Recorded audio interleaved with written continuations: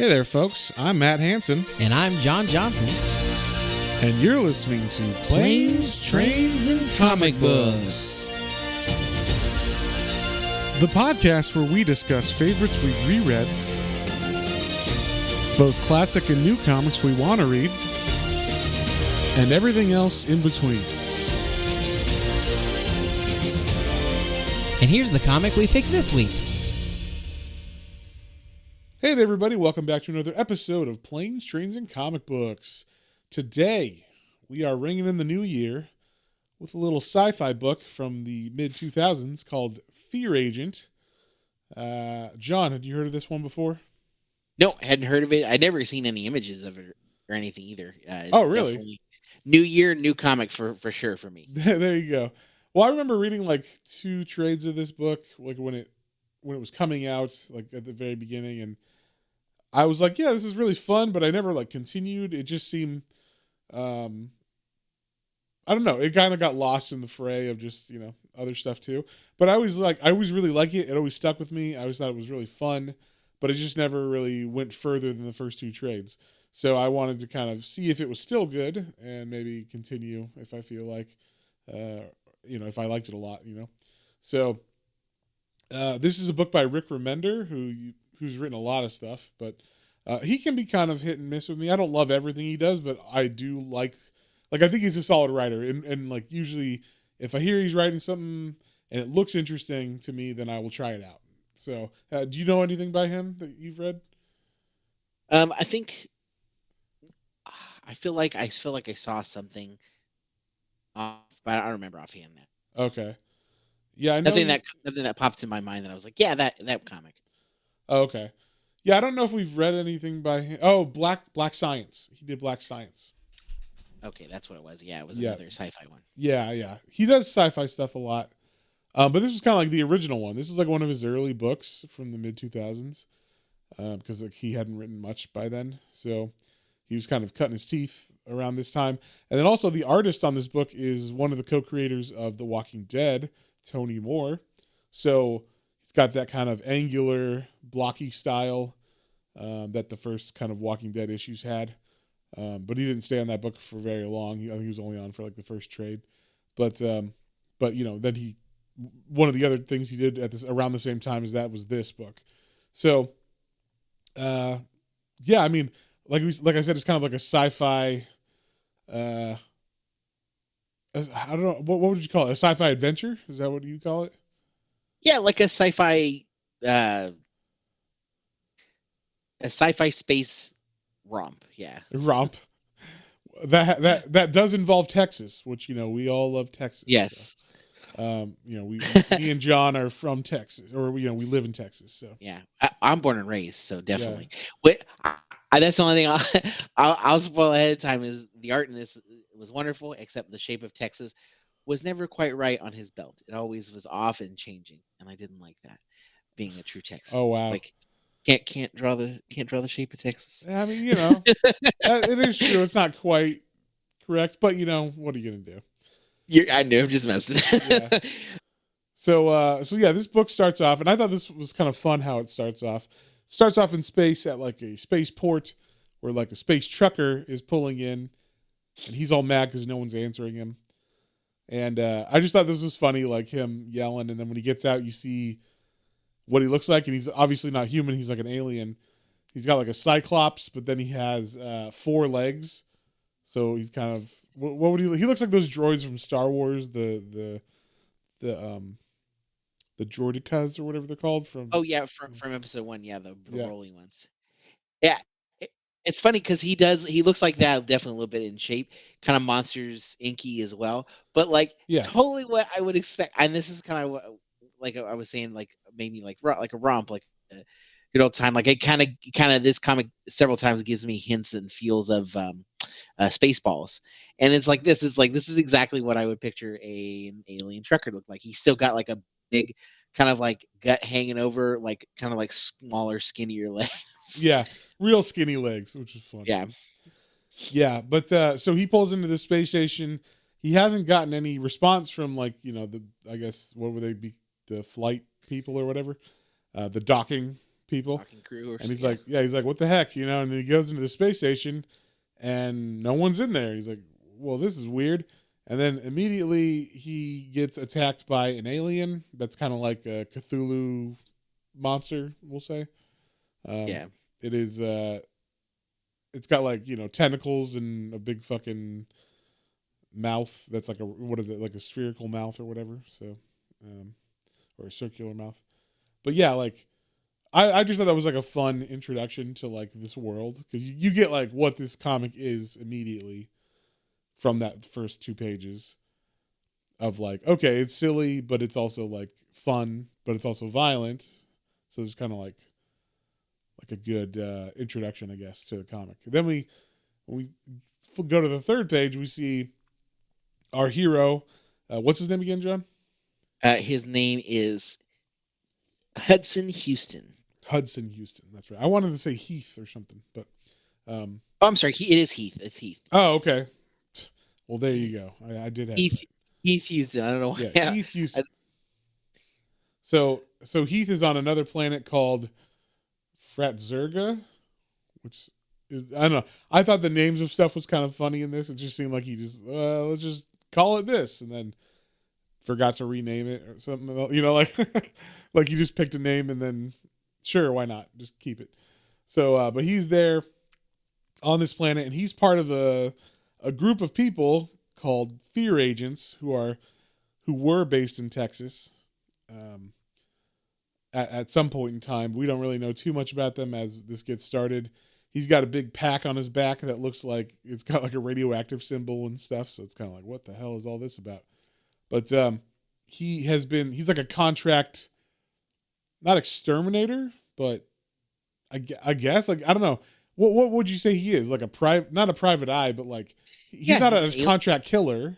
He's an alien exterminator. I think he describes it later too. He's an alien exterminator. Okay, but he doesn't have to kill them, right? Like he doesn't actively try to kill these like these ape people or whatever. No, I think the only ones he's contracted to he'll I think like class A life forms. Everything else is like, I guess, just kind of like, it would be like, I guess they got someone. Oh, like if we killed ants or something. Like yeah, like yeah, I guess you would kill. Yeah, you probably kill like ants and cockroaches and stuff. But then they're like, oh, you're a pest. You're a possum, catch and release kind of thing, maybe. Oh, okay, yeah, you're a dolphin. We like you, so we'll just let you go. But yeah, so he runs in, or he's trying to find these ape people that I guess have been terrorizing this planet, and they've been apparently stealing like technology stuff from the more built up society or cities on the planet, because there's like, it's like kind of like the Morlocks, and then like whatever the Morlocks live underground, and then like the fancy techno people live above ground. It's kind of like that, where they live in like caves and stuff, these ape people. And so they've been raiding these villages for tech stuff, which is unlike them. And then that's why he's been contracted to take them out, I guess. Or at least he's actually been contracted to find their lair so that he can get the tech back. And then I guess, if they die in the way or whatever, it's no big deal. But so immediately they attack him, because of course they do. And yeah, it doesn't look like it's going to go good for Rick, but he's one of the things I like about it is he's kind of like Ash, where just like shit, lucky stuff happens. He's unlucky, but then when it counts, he's lucky. Yeah. Like yeah, he'll run into a whole situation that he shouldn't have been in. That's unlucky, but then when he's about to die, the lucky thing happens and he's okay. So he kind of always pulls through all situations.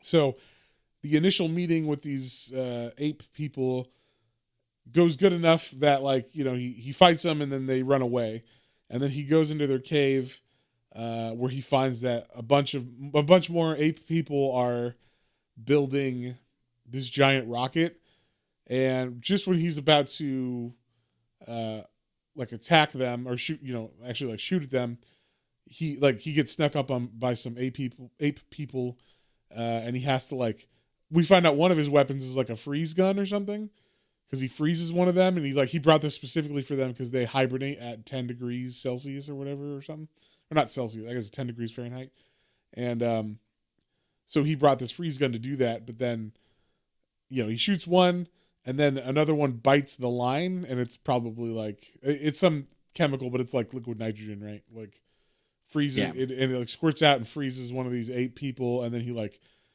it bites his arm as it bites the hose, so like his arm also gets frozen, or Heath's arm also gets frozen. So like he's like, ah, fuck my arm, and then like he has to punch the face of the gorilla or the ape man, and it like shatters. So that was pretty fucked up. I was Shatters. like, Jesus.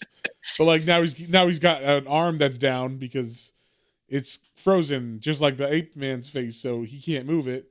Um, and as he's running away from the rest of the 8 people that have been alerted, he runs down a cavern and he finds a giant brain alien monster that looks a lot like Starship Troopers mind bug. If you remember that, John. Do you remember that? Oh yeah, I do very much so. Yeah, I thought like that. Like I had a little bit out of that, but maybe I also thought like Krang, like a really big Oh Krang. yeah, he looks like Krang, I guess. But I just immediately, because it's an alien, went to, oh yeah, it's the mind bug from the mind sucker from Starship Troopers. So, um, and also it's telepathic and stuff like that bug thing was. So, it turns out that this is actually the thing that's the real threat, because it has taken over these 8 people and used their minds so that they'll steal the technology to build this mind alien a spaceship. And so it tries to use its mind tricks on, or its telepathy on Heath, but he has like a spacesuit with a, I guess, telepathy blocking helmet or whatever, like the bubble, around his head. Yeah, I like that. It just kind of like pops up. The space stuff in this very much feels like those old like As 19 needed. like Yeah. yeah, well as needed, but also like those old like 1950s. Like this is what we think space is gonna space travel will look like. Yeah. For sure. Yeah. And yeah, like it's one of those domes, like around his head instead of like an actual space helmet. Um, Yeah, but the helmet, luckily, is not just glass; it blocks telepathic communication and stuff too. So he's able to kind of escape um, and get out of there. And then he's like, he gets the pack that he had, and apparently it's also like a bomb if he wants it to be. And so he programs it. He tries to program it for 15 minutes to give him time to run out of this cave. But unfortunately, he hits 15 and then he gets attacked. So it thinks 15 seconds. So he throws it as hard as he can towards the spaceship as the mind alien's like, I'm out of here, because he's been found. And it blows everything up, including all the 8 people that were there, except him. Somehow he gets out just in time. Uh, and then that's the end of the first issue, like him just being like, well, at least I made it, like that's good. Um, and like it said that he wasn't able to, or he's not supposed to kill like a class A life form. Is he considered a class A life form, or humans? I don't remember. it's ones of higher intelligence for sure. Yeah, Well, yeah, but class A, I mean, obviously the mind, or the brain alien is like telepathic and stuff, so it might be even higher than us, right? yeah. But yeah, so they don't really go into that further, but that might be something that that could be a plot thread that continues past the first trade. If he goes on trial for killing a level A intelligence or something. But then when he goes back to the city that hired him, they're like, "You fucking asshole!" Like all the apes that were not in that vicinity of the explosion ran down and started murdering everybody in the cities, and we see like all the things are on fire and everything. Um, and so he's like, anyway, my payment. And then the city's like, no, we're not going to pay you. So he goes back to his spaceship, no money. And he's like injured, like his arm is still fucked up. He takes a shot later, right? Like I don't know what it is, some kind of like adrenaline shot or something that he puts in his arm that that like wakes it up or unfreezes it. Is that right? Yeah. Yeah. Yeah, I think so. It's like some kind of a adrenaline shot. Yeah.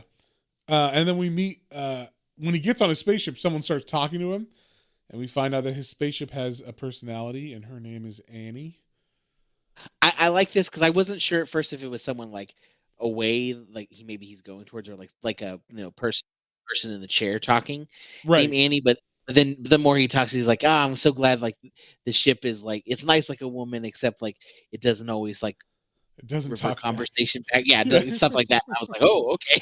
So it's just a ship, but Yeah. this this very much felt I kind of gave me like a Ghostbusters feel too. You know how like he went he didn't really catch anything or bring any of the space stuff back and all destroyed it, but still was like, "Well, here's your bill. It's gonna be this much for me get just climbing up the hill and Hey, there going was up in work there." done, right? Yeah. And then he's like, "Okay, well, now let's go ahead and get back in." And Yeah. yeah, it was just fun. Yeah, it's a good start. Yeah. So one thing that's interesting is he, gets drunk a lot when, once he's on the ship, he takes off and he's like, well, we only got enough fuel to go to like this spaceport.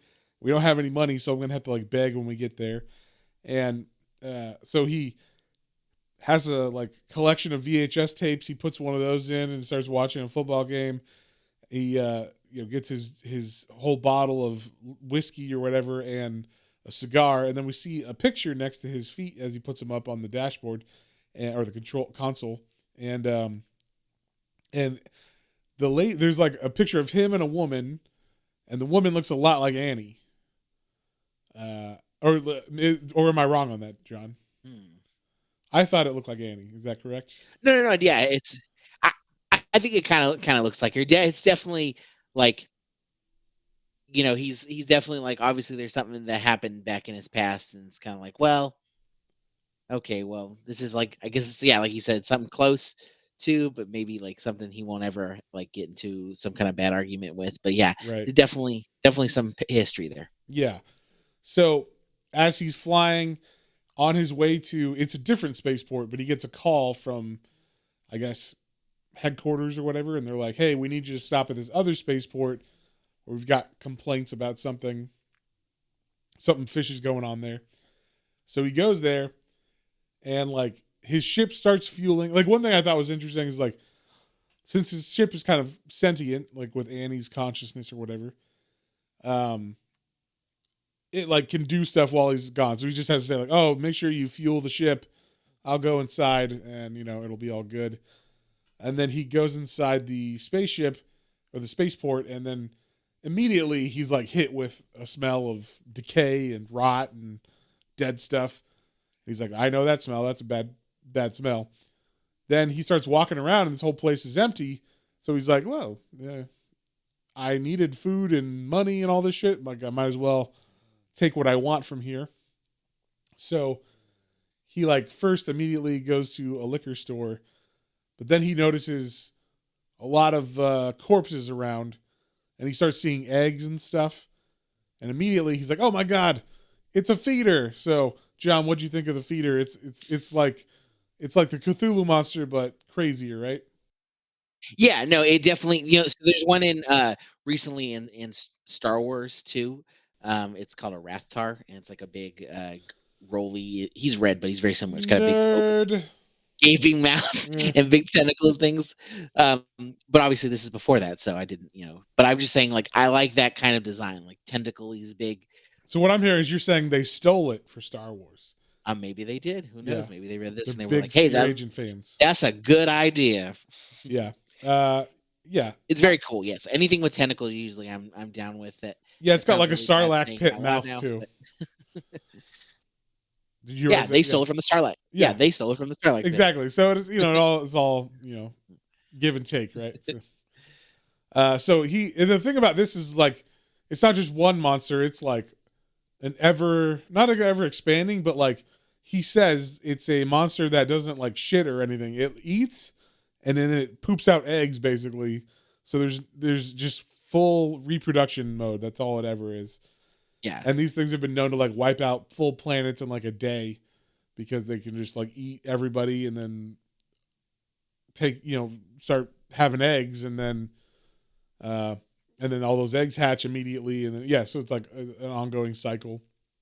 So he's running through this whole space station killing all these things, but they don't seem like they're gonna give up because like I said, they reproduce really quick and there's a lot of them now.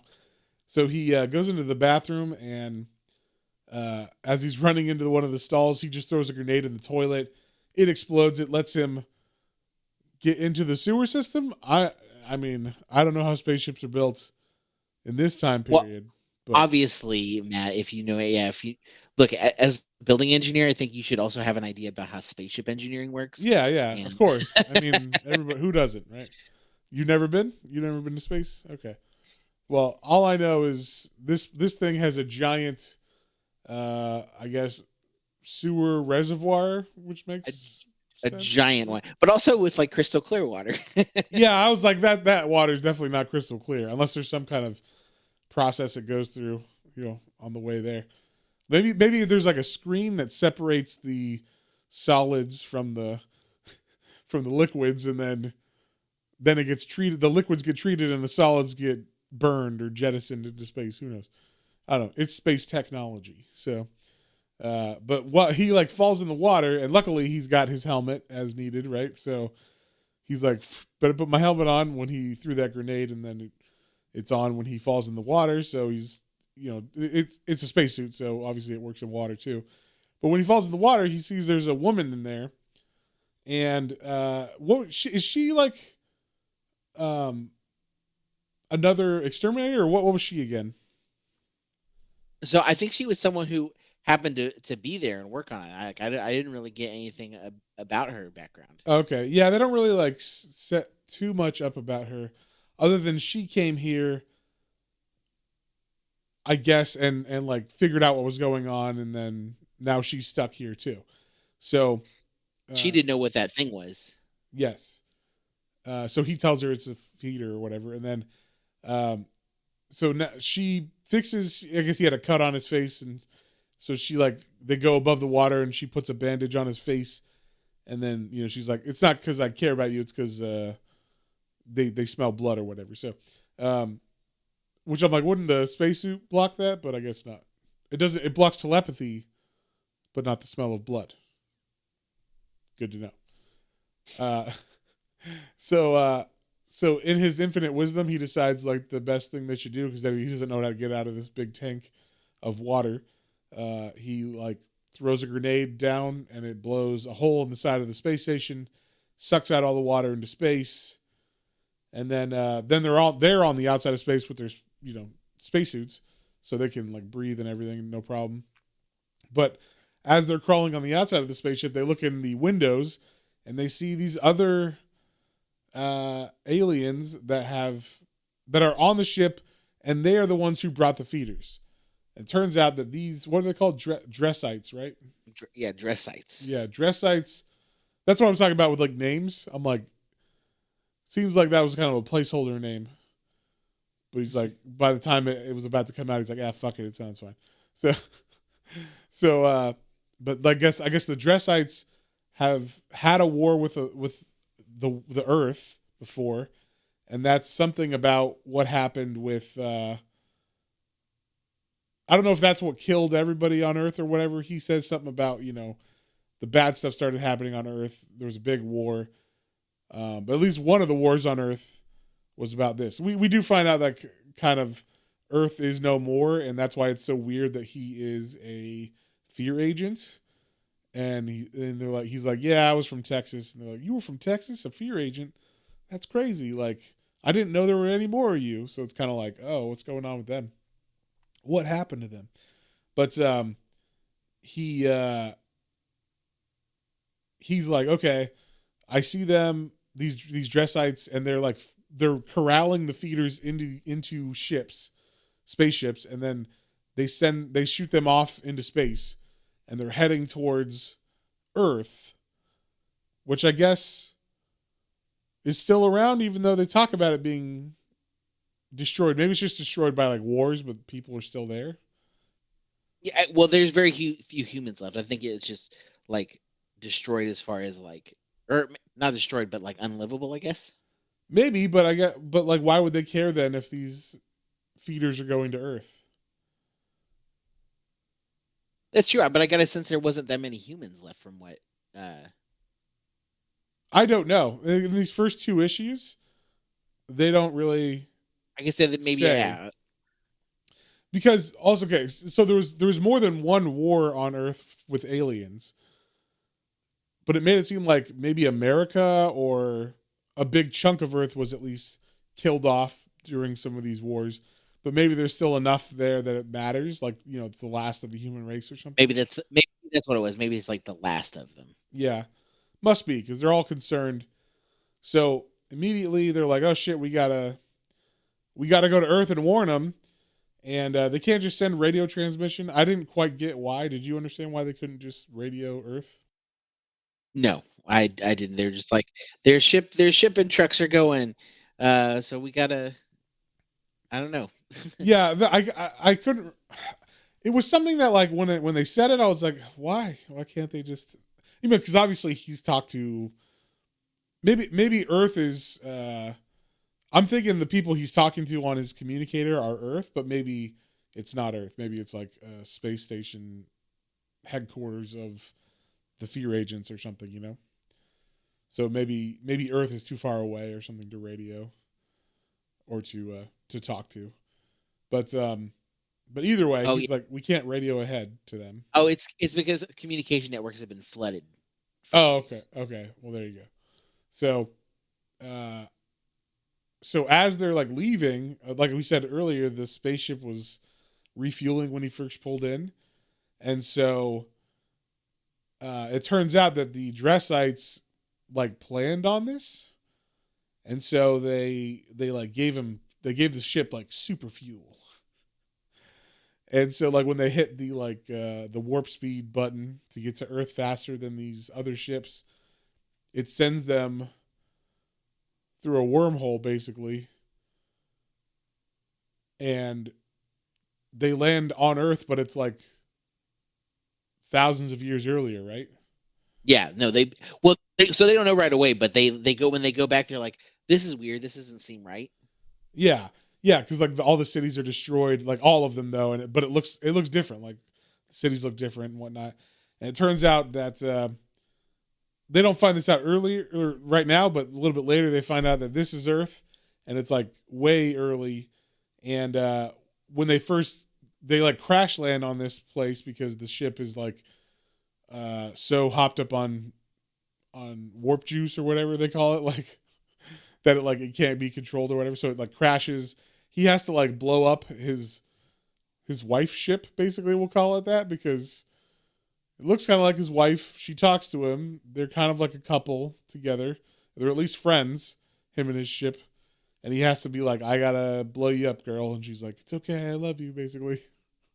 And so his spaceship explodes. Him and his newfound partner, what's her name? Mara. So him and Mara escape the explosion. And then when they're like crawling around the city, all of a sudden they start getting attacked by these robots that are all around, and this place is very interesting. They kind of it's like if Wall-E had laser beam eyes. What do you think of that? What do you think of the robot designs in this?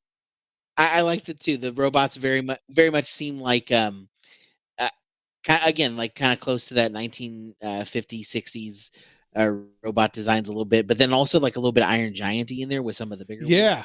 Yeah, there was some Iron Giant in there, which I liked.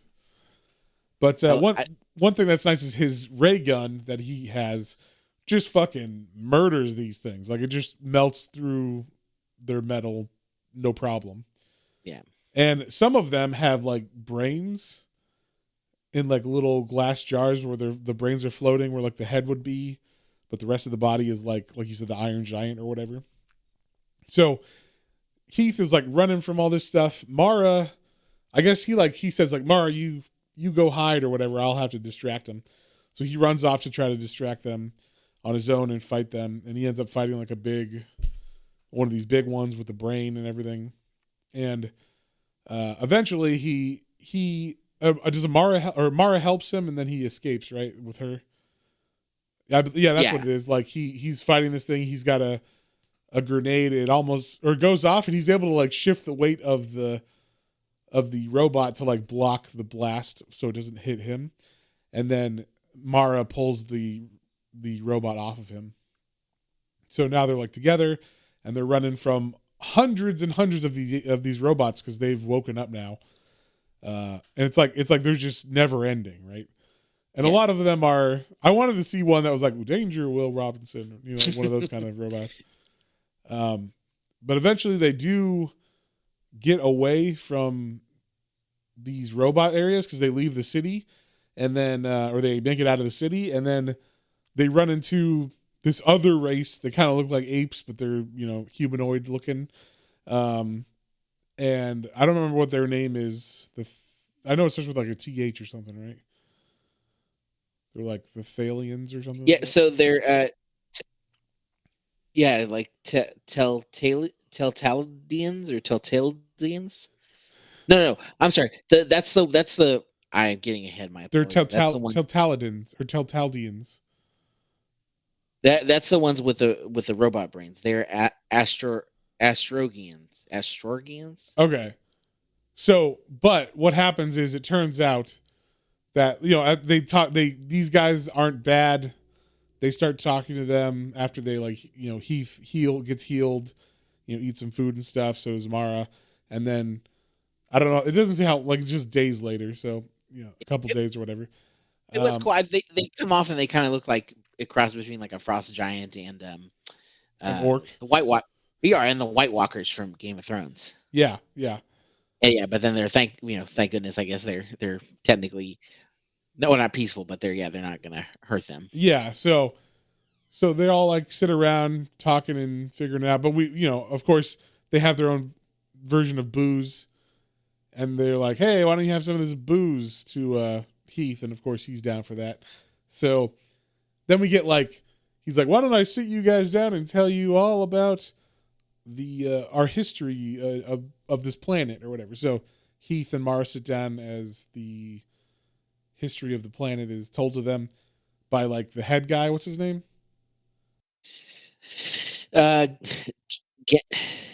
Gens. Gens. Right. Yeah, Gens. I think.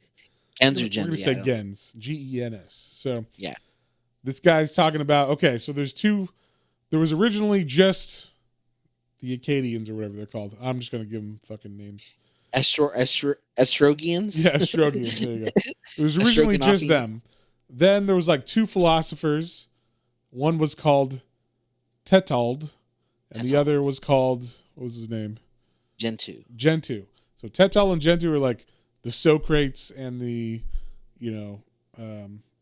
Aristotle, right? And then they have a rift because they come up with an idea of how to live forever, where it's you take your brain out of your body and then you can build a robot body for yourself. And we know where this is going. Basically, stuff happens between Tetald and the other guy. What's his name? Gentoo. And they have warring factions, and now they're robot bodies, and they start fighting, and this whole thing happens.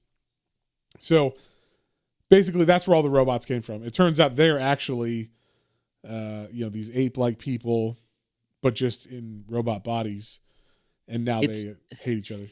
The Sneeches and the Sneeches with stars upon theirs, and yes, ones with that. Or Terminator, yeah.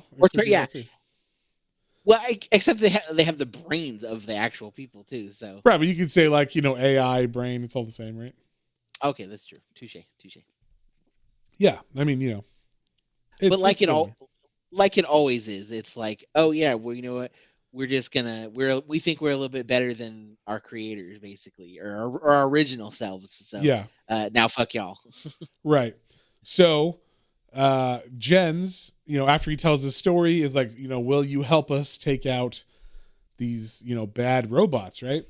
And it turns out that the Teltaldians.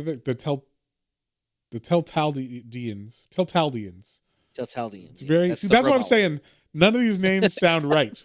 They're all weird. They don't roll off the tongue easy. That's no, for sure. They don't. So, but the Teltaldians apparently were a race that attacked Earth, and they're the ones that killed, we're assuming, Heath's wife and maybe Texas and stuff, because he talks about the war with them specifically. And so he's and we learned how to fight them. And it turns out that this is Earth. He puts together that this is Earth, and it's 10,000 years before this thing or whatever. And so they're going to be able to take out the people.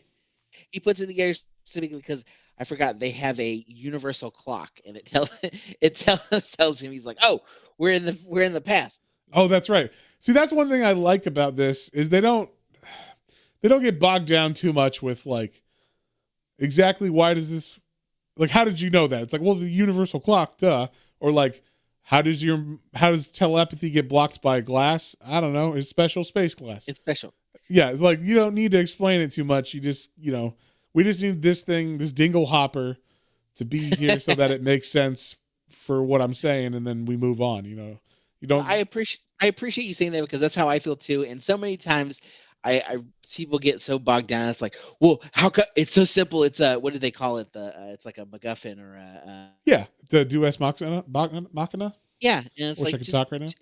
can't you just enjoy it? It's not of our world. It's science. It's like super spacey or whatever. Well, it's technically Earth, but obviously not like anything in our real time. So like, just can you suspend disbelief of like how normal things work a It little bit? depends, John. It depends. Is that the world that they set up or not? This world is set up like that, right? But then there's some sci-fi, like Well, yes, there's some bad sci-fi, not Star Wars, but there's some sci-fi that had rules that maybe has flubbed some of those rules. I don't know what you're talking I about. don't know what you're talking about either, John. I don't know Star Trek. We're any. obviously talking about Star Trek.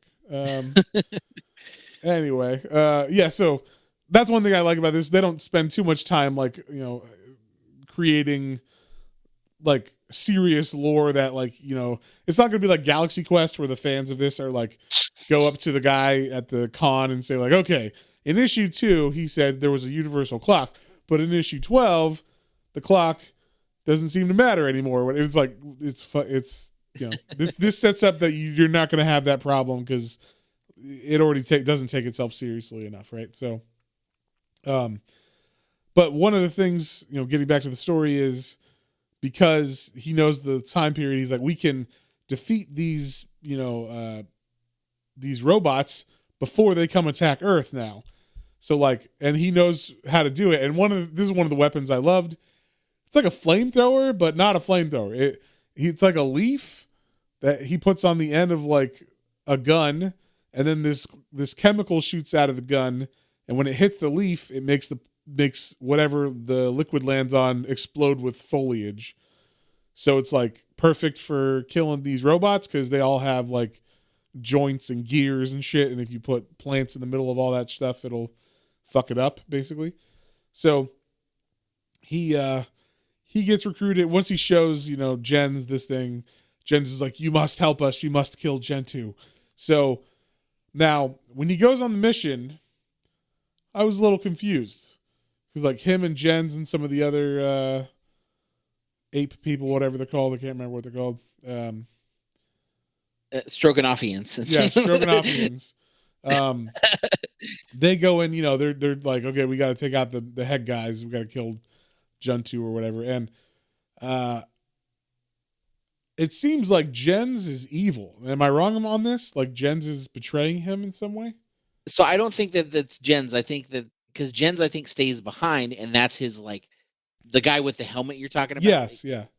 Yeah, I think that's like his like right hand man. I'm trying to see if I can remember. It's confusing because they all look the same. So they do. They do. I didn't know. I didn't know. But one of these guys is obviously bad because he's like, yeah, go inside the main room as they get attacked. He's like, you go forward, Heath. We'll stay back here and fight these guys. And of course Heath is like, he's like in kill mode because he's like, these motherfuckers blew up my life basically on Earth in 10,000 years. So I'm going to go hardcore, and he's like in war mode right now. So he's not paying attention fully to what's going on, but we see as he jumps, into the next corridor or whatever to go hurt Gentoo or go kill Gentoo, the helmeted one of these ape people is like, for the glory of Tetald, and he smashes the head of Jens or one of the other guys. I don't know. I wasn't sure once again on who he's fighting.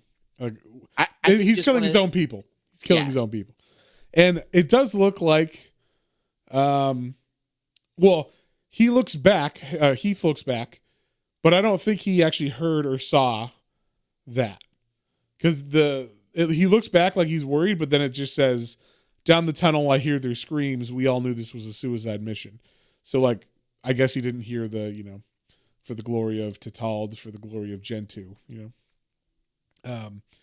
So Heath makes it all the way to like the top of the tower where the head brain is of Gentoo. And I liked this. I thought this was fun. There's like a brain, and it's like fairly close to the ground, and it's in like a glass, thing that's keeping it alive. Like in the middle, you think they're going to be like a fight or some back and forth talking, but basically what happens is he just pulls out his gun and he shoots he shoots the brain in the glass, or he tries to hit the brain in the glass. But then there's all these tubes that are coming from that glass. Aha! And the brain just like moves. Yeah, it's like a hamster cage, with all these tubes everywhere, and it can like suck the brain where he can't get at it as easy.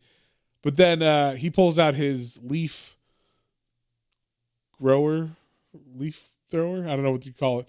The plant grower gun. Leaf grower gun. Yeah. Yeah, the leaf gun, and he shoots the body of this. That like the thing, the brain gets put inside of a big robot body, and it starts to stand up, and he gets shot with it, with the plants. And then I thought this was interesting. Like the robot is able to grab him and it smashes him into the ground, and it said his neck breaks. His, sounds like spare ribs is what it sounds like when his neck breaks. But he's still alive? ? I guess he's just paralyzed. I guess, yeah. He's still like awake or whatever, and he's just saying like I failed them, and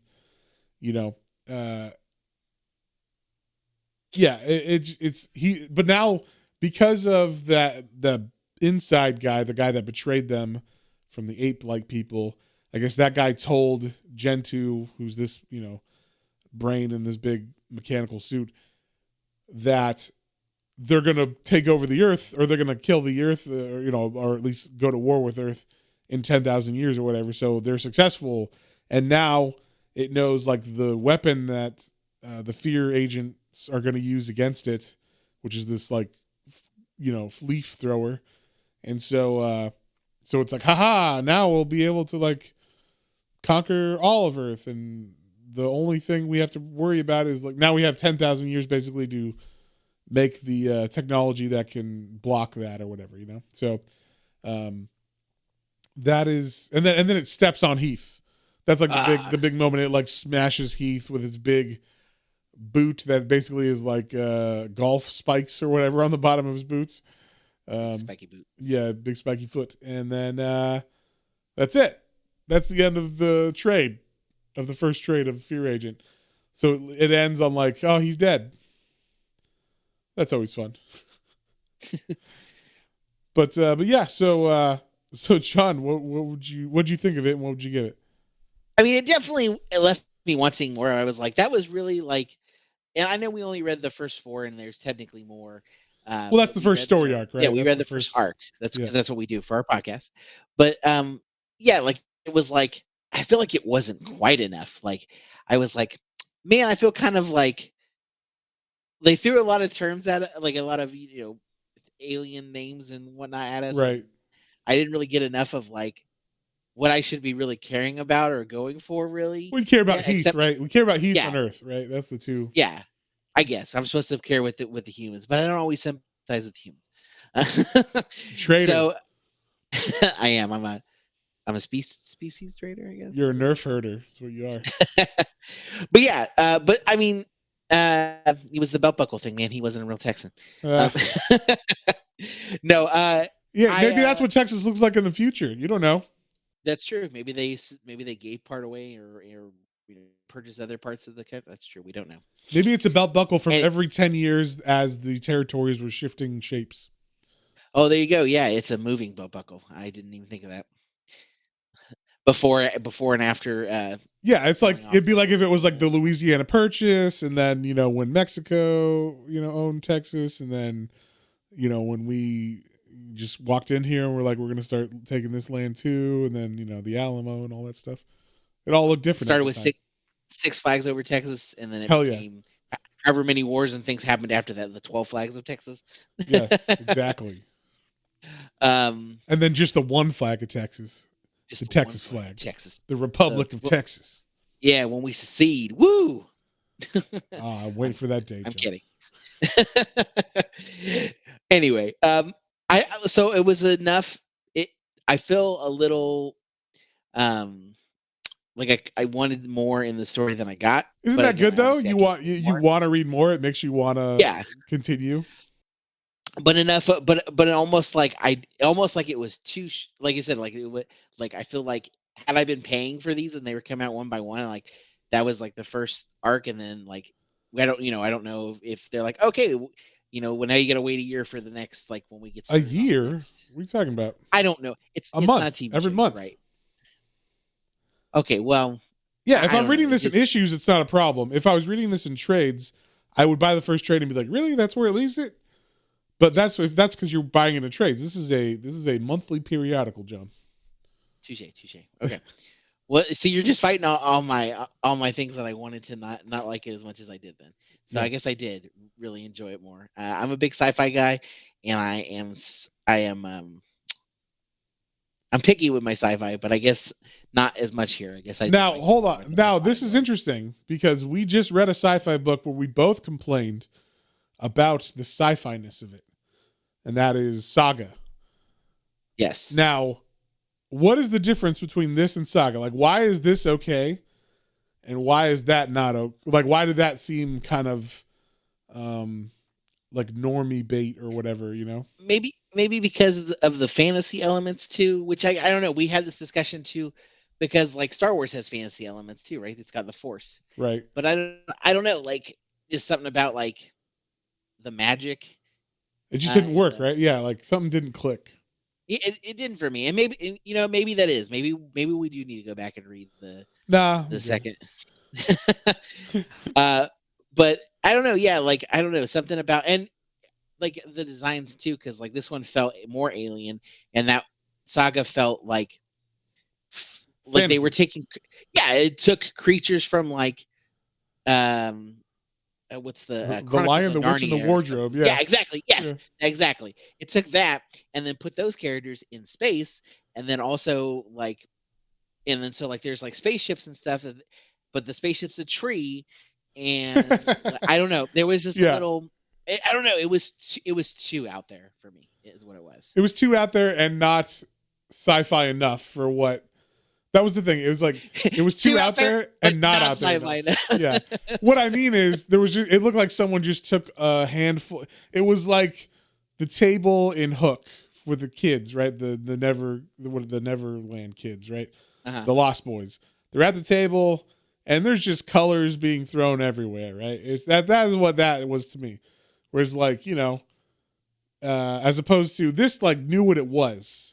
You know what I mean? Like it feels like it's more grounded, I guess. It like starts off in a very like, this is what we are. We're not taking ourselves too serious, but we're gonna, have fun. But there's gonna be violence. There's gonna be, these kind of messed up moments every now and then. But yeah, like I don't know. Like this one had a better tone, I think, that it set for itself. So you knew not to take it too serious. And I think it's also like Saga kind of was built up to both of us. I don't know if you had the build up, but I had the build up of everybody saying this was like the best sci-fi book of all time. And I had maybe not quite that high, but I had a lot of people tell me like, "Oh, it's great. You're gonna love it. It's right up your alley. Like it's good." And then, like I said, I told you I found that little seal character. I was like, "Oh, he's cute. What is this? Was this gonna go?" And I didn't get him. And then I was like, and I also didn't get a good story that I was hoping for. And since we brought it up, I have to apologize to one of our patrons, Taco Mike, because he told me he messaged me on the side and told me that I crushed his heart when I said I did not like it. I mean, I will say anything we don't like don't mean that you can't like it. We just didn't like it. So Matt and I have this problem all the time where I am a diehard until I die Star Wars fan. I love it all, and Matt hates most of Star Wars, so it's fine. Whatever. I like the first, the three, New Hope, Empire. They're all good. Everything is good. You're wrong, but anyway, that's what I'm saying. But you can get along with those people too. Yeah, there's There's a middle ground for everyone. There's 5 Indiana Jones films now, and I don't think Matt recognizes 2 of them. So I don't even know what you're talking about, John. There's 3 Indiana Jones films. but yeah, so I don't know. This one worked more for me than Saga did. So Yeah, and I think it was fun. Like this is like an Army of Darkness, Evil Dead kind of, or not Evil Dead. It's the Army of Darkness in space. You know, like that's the feel of it. I thought it was kind of jokey. There was some fun stuff, but there's also serious stuff when it needs to be. There, you know, and it was also like if you think like Black Science is another book that the same writer puts out. That is way more serious than this. Not nearly as much funny. So like I prefer this over Black Science personally because it is like it does that. You don't have to question the science too much, right? Like that, like we said, when it needs to happen, it will happen. Like, oh, we have a universal clock, even though we never mentioned it. We needed it at this moment in this panel to explain how we knew something. So there it is, you know. Whereas Black Science or maybe Saga tries to explain it in a way that seems like believable or makes sense. It's like, look, just keep the story going, you know. This is more like a traditional comic where we're just trying to tell a fun story and don't get too bogged down in the details, kind of thing. So what would you give it, John? So overall, I would say I would give this one a solid 7. You talked me out of giving it lower because Okay. I was feeling like I was gonna be, but yeah, you're right. I did like it more. I was psyching myself out. Yeah, don't psych How much yourself I out. actually liked it. And also, like Yeah, the art is great in this. Like there, you know, yeah, that's one of the things I like about this is the art is one of the things that caught my eye in this and made me look into it because I think unlike The Walking Dead, this is colored, and so his art looks great black and white, but it also looks really good colors. Whoever did the colors on these did a good job. It really pops. It has like a pulpy sci-fi, eye-catching feel to it. And yeah, and I really like the character. I think the character is like a fun guy to get to know as far as like a character goes, where you're kind of rooting for him, but also he's kind of unlikable in some ways, but not so much that you actually like, you know, want him to fail or something, or you don't like him. But he and like there's enough mystery about him that you're kind of like you want to know more about what happened in Texas. Why do they say, you know, are you the last fear agent, or I thought they were all dead, or kind of thing. So like what happened in his past. So I'm assuming those are all questions that get answered as you read more. But what I do remember, like after the second or third, however far I read before, it like switches up. It's place setting somehow. I can't remember if it's like either it jumps ahead in time or it jumps back in time or something happens like that.